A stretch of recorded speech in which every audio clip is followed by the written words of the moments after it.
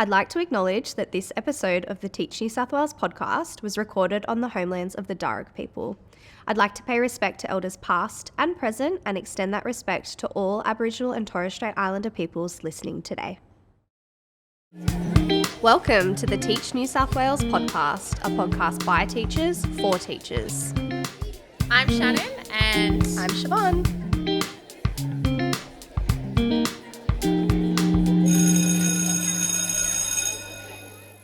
Welcome back to another episode of the Teach New South Wales podcast. This is a special edition World Teachers Day episode. You're with myself, Siobhan, and Shannon, and we welcome you back to the podcast. Today, we are celebrating and recognising World Teachers Day.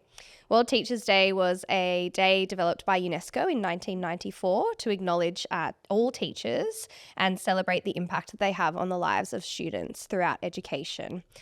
Internationally, it's celebrated on the 5th of October, but in New South Wales public schools, we celebrate it on the 25th of October. So we're very much looking forward to celebrating World Teachers Day. Yes, absolutely. And we thought for this episode that we'd just share a little bit of our journey through education, whether that be from our own schooling memories ourselves, our time studying as teachers and reflecting back on the incredible teachers that we had too. So we're looking forward to sharing a little bit of an insight into our own lives with you today to recognise the importance that is the teaching profession.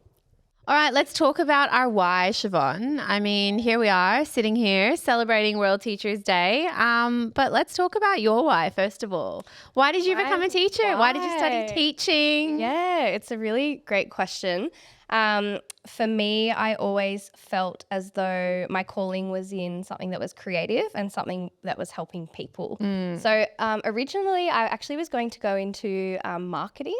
Okay. I really loved the show on the ABC, The Grew and Transfer, and I'd come up with the ideas for ads. So my dream job at one point in time was to be the person who came up with the ideas for ads. Yeah. That's what my, vision was. I could imagine myself sitting in a boardroom and someone says, okay, we've got this product and this is how we need to pitch it. So once I thought a bit deeper, I looked into, what drew me to that role itself.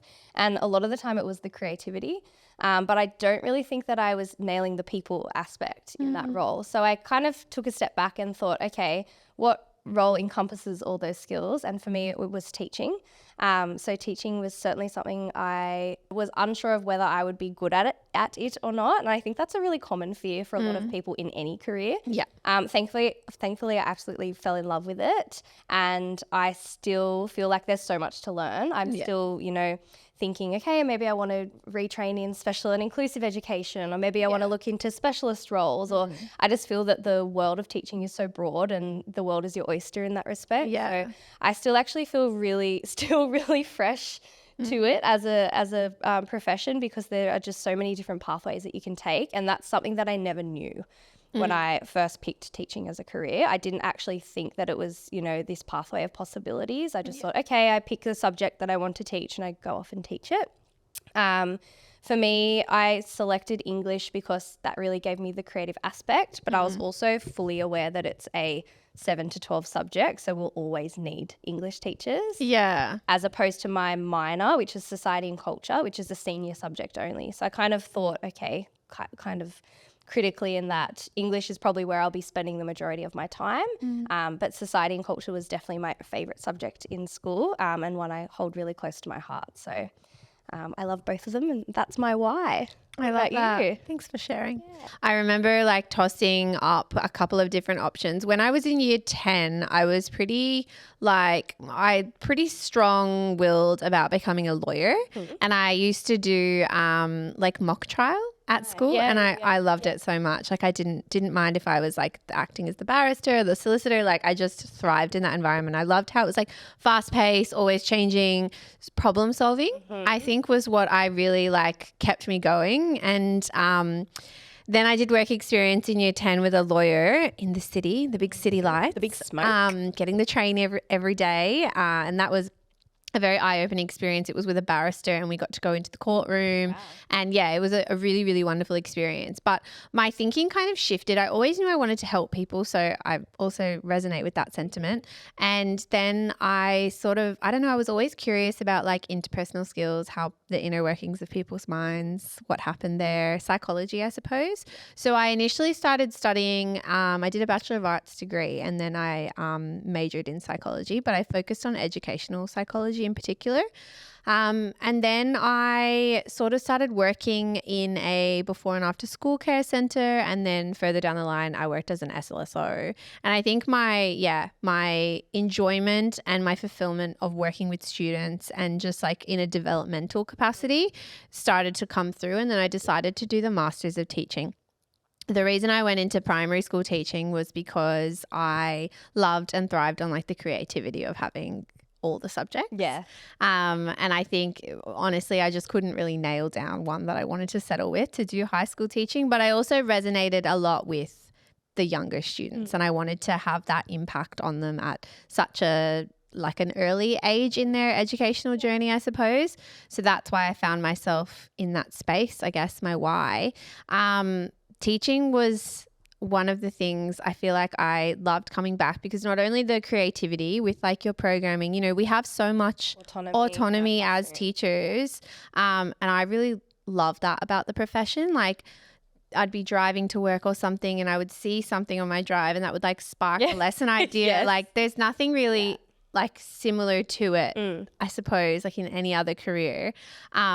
And that's constantly being like challenged with like being able to create new ideas. How will I present the content? How will I tailor the outcomes for this element of the syllabus for my students? Like what am I going to do? I loved all those little challenges. Yeah, it is. I think it keeps you challenged constantly all the time in a good way. Absolutely. Yeah. No, and I really responded well to that as a person. I think I needed that in a career pathway. So yeah, that was my why. And I feel like there's always so many little elements in a school that you can sort of dip in and out of. Like if you're interested in creative and performing arts, for example, like you can go and explore that. If you're interested in like numeracy, you can go and have your time with that. If you're a sporty person, if you're sports, oh my goodness, there's so much to do.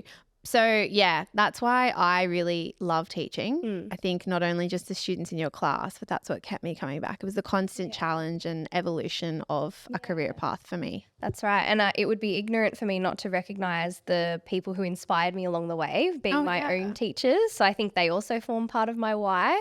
So when I was reflecting, all of my teachers were incredible. I'm a product of the public education system. So two really inspirational teachers that I had throughout my primary schooling were Mr. Wassell and Mrs. Penny.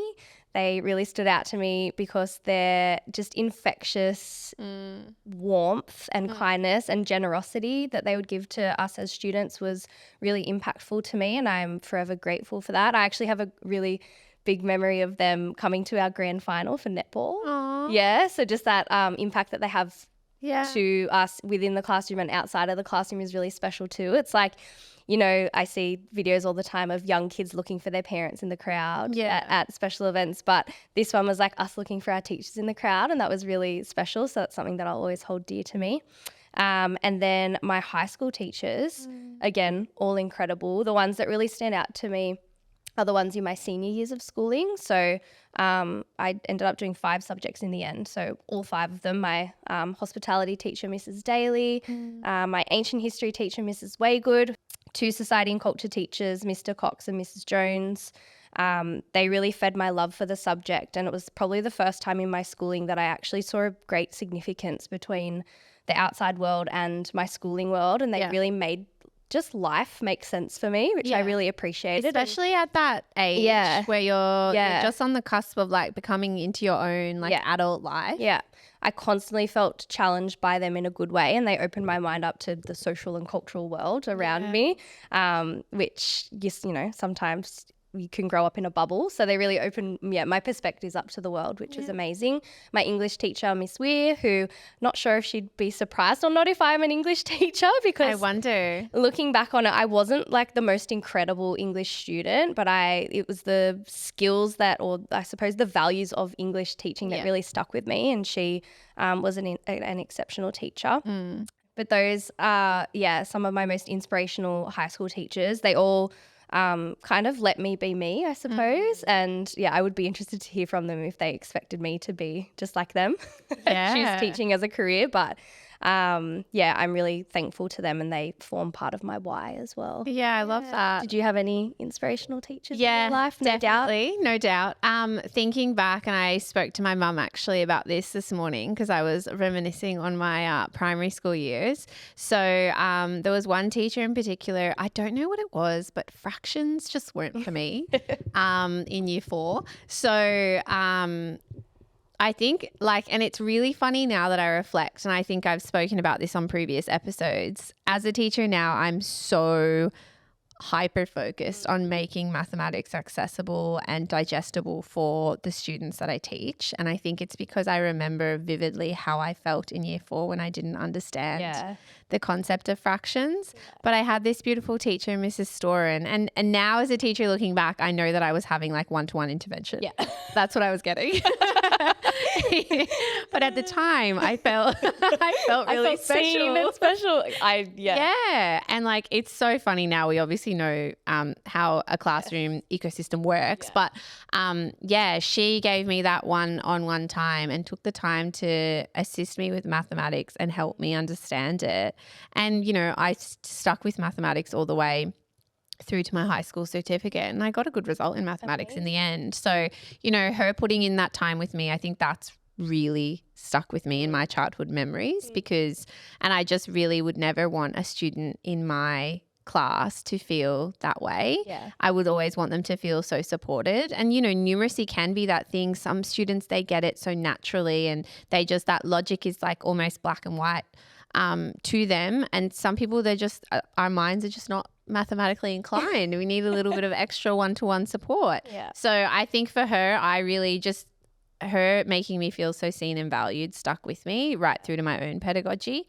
And then when in high school, I had a number of really wonderful teachers along the way. In particular was actually my modern history teacher, Mr. Condell.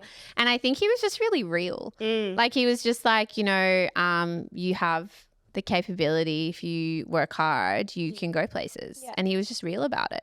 And I respected that because he wasn't beating around the bush. He was put in the hard work, put in the effort, get your HSC, get your good results, go to university. That's just what you got to do. And I was makes a lot of sense. So he was really wonderful. And again, I think I took modern history because I liked how he taught. I liked how he was very matter of fact. And then my legal studies teacher as well, I had Mr. Thomas one year and I have Miss Rigg another year. Both of them, I loved legal studies. And Mr. Thomas used to take us for the mock trial as well. And we used to go around to the different schools. And I think having that relationship with your teacher in an extracurricular as well, I suppose I know as a teacher, I see my students in a different manner when they do an extracurricular, but I now know I saw my teacher in a different setting. Yes, I suppose. That's true. So that was really inspirational. You're more than in your classroom. He had so many skills to teach beyond the classroom. So they would be the ones that stuck out for me, definitely. Gosh, it's so funny. Even as you're talking, I'm thinking of so many other teachers who have had such a profound impact on me. And one thing that really sparked my mind just then was they're such a master of their craft. In that, I would come in at the start of the year absolutely not caring less about geography, for example. And then I had one teacher, Mr. Carroll, who just he had blow me out of the water resources, these fancy PowerPoints and really great worksheets, and we were doing rotating station activities. And I just thought he was incredible, and I put so much effort in because I saw how much effort he was also putting in. So I'm thinking, man, this guy's putting in a lot of work for us. I want to pay that back to him. But now as a teacher, isn't it crazy? You're well, he knew his students and how they learned. You're wow, you were nailing the standards, sir. Exactly right. True. No, absolutely. And you value that. I had a really wonderful English teacher as well, Mr. Lau. And I remember he would let some of us read the novel. And it was like groundbreaking for us as students. Oh, let alone like in playing year 10 parts when you get allocated a part in a Shakespearean play. Absolutely. Yeah, that's when I really came to Came alive. came to shine.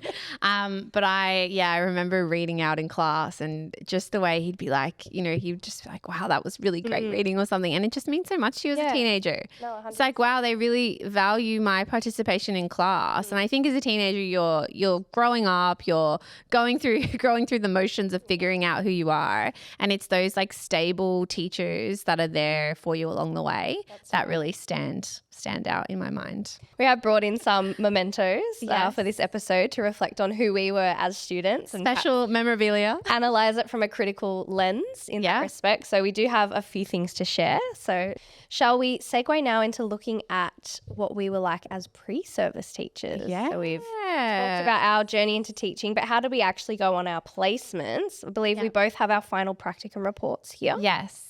Shall we read digital copy? Read the summary comment on how you went on your final practicum that's a placement? good idea. This is really lovely because I think it really reflects and shows that as teachers we continue to give back to the next generation of teachers. Yeah. So our mentor or supervising teachers spend so much time sharing their skills and knowledge to help develop us, that I think you kind of don't really realize it at the time. You just think, okay, this is my mentor, this is the person I've been allocated to, but they give a lot of themselves to you. Yeah. And I was actually her, she was retiring, my prac teacher for my final prac. She was retiring that year and I was her final prac student. Oh, I love that. Yeah. Well, she has some beautiful things to say about you. I have thoroughly enjoyed having Shannon as a pre-service teacher on 3H. She demonstrates a kind and compassionate nature, and it is evident that she loves working with children. Shannon is always very professional in her dealings with all members of the school and is very willing to act on any advice given. She will be really missed, and I hope she returns to our school as a casual teacher. I thoroughly recommend her for a career in teaching and know that any school she is a teacher at will be all the better for having her there. Shannon is able to work individually and as part of a team. She demonstrates initiative and does not wait to be told what to do. That still is a thing. I definitely see that one, Mrs. Collins. I agree with you there. Shannon displays a love of teaching and working with children. She is very kind but firm.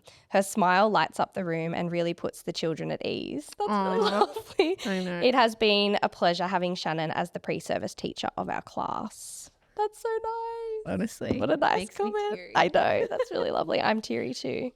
I just think it goes to show that when you have a mentor teacher, they see you as, yes, the practitioner in the classroom, but also as the kind human that you are and the time and energy and effort that you put into your practicum placements, which you do for a really long time and put a lot of effort and your personal energy and life into. So it's nice to have that recognition. That's a really lovely keepsake. It is. If you're a pre-service teacher, keep your prac report. Yeah. They're honestly really nice to look back on. And I hadn't looked back at mine in quite a few years. So it's really nice to hear that. Definitely. And I really hope Mrs. Collins is enjoying her retirement. Again, another she reason. Deserves it. Another reminder of our why. Absolutely. Right there. I love that. All right, let me have a look at your summary report. God, if you got teary, I'm going to be a blubbering. Honestly, and I'm not a crier. I know. I'm in touch with my feelings today. World Teachers Day is really getting me. Lovely day. All right, Siobhan has developed her teaching, learning and discipline strategies throughout her time at X High School. She has set goals for her own professional development and exceeded these goals. You go. Siobhan has become comfortable in the classroom and staff room, and she has found her teacher persona. It has become a natural part of herself. It has been wonderful to watch Siobhan grow and develop throughout the internship. She is able to follow direction well and also take initiative on things when they do not go to plan. Oh my gosh, we have like a really similar comment. We do. It's quite funny actually. Yeah. She is a team player who sees the situation unfolding and makes an effort to assist others who need support. Siobhan will be an asset to the teaching profession and will be a valuable member of any faculty she joins. These are really similar. I know. Really similar. Do you think they had a formula? Yeah, maybe they had a formula. Her maturity and hardworking attitude allow her to undertake tasks to a high standard. Siobhan has ensured she became involved in a range of activities around the school, including learning support, incursions, welfare programs, and peer support training. A major accomplishment for Siobhan has been immersing herself into the positive psychology program within the school and ensuring she adopts the fundamental ideas of mindfulness and well-being into her classroom and interactions with staff. It has been a pleasure mentoring Siobhan this term, and I know she'll be very successful in her teaching career. Aw, that's lovely. That's honestly very similar. Really?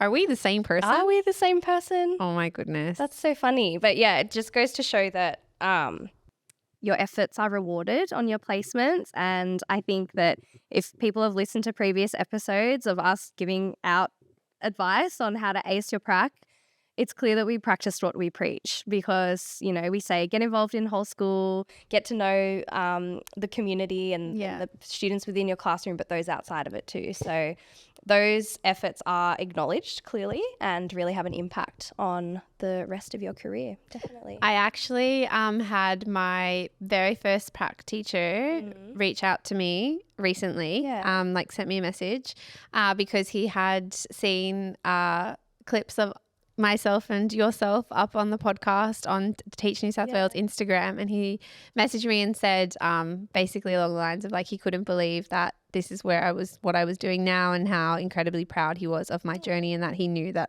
I would do wonderful things with education. So I think that was a real like full circle moment for me as well, like hearing from my first mentor, because he taught me so much. Like I was in the very, very early beginning of my master's degree then, and yeah, it was quite profound how much I learned in those like that 6-week placement. Oh yeah. So very grateful to him giving me that foundation. And it's a trusting relationship that you have to build with them because they're giving you feedback on things that might not be working. And so you need to be open and receptive to that because it's only going to be for your professional growth in the long run 100%. And your own development. So it is a special relationship that you do form with your supervising teacher because you are so open to them and they're open to you. They're giving up their time. I was about to say, I think like now on the other side of the fence, it's a lot to take on a pre-service teacher. You know, you're bringing someone into your classroom where you have your students and your routines, and you're allowing them the space and place to be able to develop their craft with your students alongside their learning journey. And I think it's a really great thing to be a part of, giving back to the system to be able to mentor the next generation of teachers. Yeah. So what's that reason number 1072 why teachers are amazing? Honestly. So true. The limit does not exist. Very timely to celebrate that on World Teachers Day. Absolutely. Sure. Well, speaking of celebrating, I have here a letter for those who like ASMR. Enjoy. A letter here from one of your Year 12 students. The whole class. Your whole Year 12 class. Year 12 Advanced English class. Yeah. It's very long. But it is a very long we're just letter. sharing a little excerpt today. All right. Although this year has been one of storms, you have proven to us that after rain, there will always come a rainbow. And for many of us, you have been that exact right wavelength of light to brighten our moods, even on the gloomiest of days. It's so good. We cannot fully express how much we appreciate the effort you have put into our class and the pure happiness that you always radiate to us through your teaching. Thank you for the laughs, for the learning, and most importantly, for always being there for us when we needed you most. Who taught them to write like this? It's really emotional. Who taught them to write like that? You are one of a kind teacher, and we feel so lucky to have had you guide us through our last 2 years. For now, it is goodbye, but we hope that you... I don't think I can read this.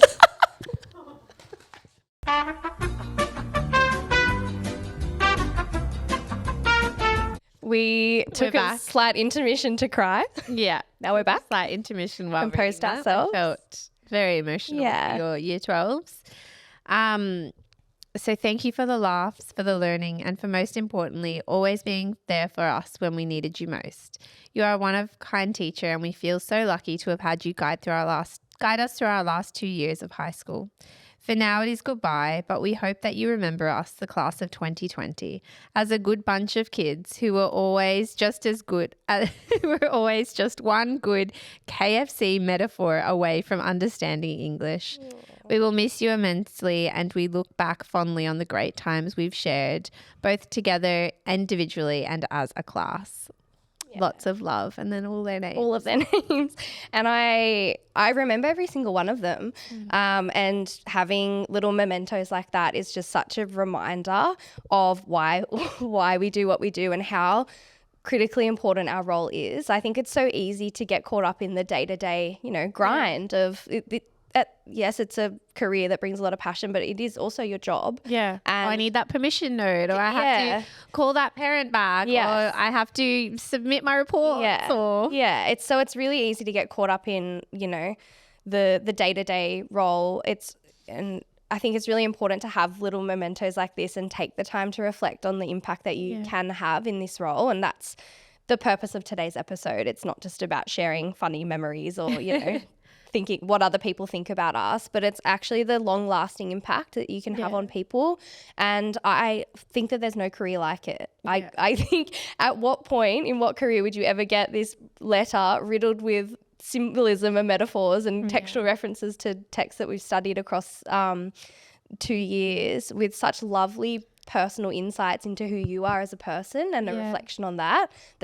I really couldn't tell you any other career or profession where you would find that. So I know I can always go back to it if I'm, having a day. Yeah. Need a bit of a pep in my step. Yeah. But that's just one small reminder of the importance of the work that we do, and it's really important to celebrate those magic moments. Yeah, and keep a little box, a little box of pick-me-ups almost, which is like your gratitude box, 100%. I think.